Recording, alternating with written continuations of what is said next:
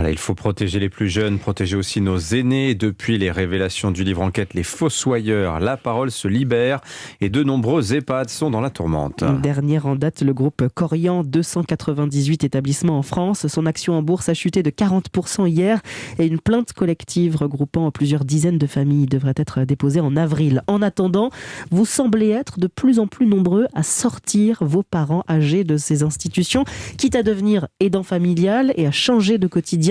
C'est le choix qu'a fait cette jeune femme il y a 3 ans. Elle s'appelle Sophie.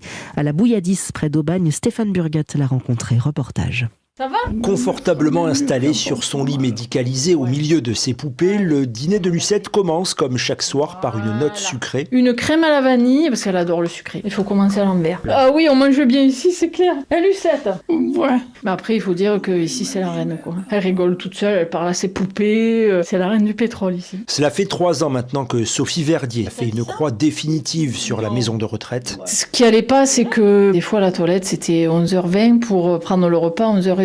C'est l'abattage. Un choix qu'il a fallu assumer puisque Lucette, 84 ans, souffre de maladies neurodégénératives. Sophie et son mari ont donc dû réaménager le rez-de-chaussée de leur villa. Lit médicalisé, là il était un placard, on a fait une douche, ras le sol. Son lève malade, sa chaise douche. Et c'est toute une organisation au quotidien entre les cahiers de liaison médicale, les traitements et les soins. Heureusement, le couple n'est pas seul. Bon, après, il faut dire que j'ai une super équipe. 2 infirmiers qui se relaient. Après, j'ai une auxiliaire de vie. Coût total, 1 000 € par mois, soit 3 fois moins que la maison de retraite et le résultat est incomparable. Il n'y a pas photo. Elle est nettement mieux. Pour moi, le but, c'est l'accompagner dans sa fin de vie et qu'elle soit le mieux possible, en fait. Une fin heureuse, quoi, tout simplement. Et selon elle, c'est justement la mission première des EHPAD qui ne devrait jamais être négligée. La Bouilladis, Stéphane Burgat, Europe.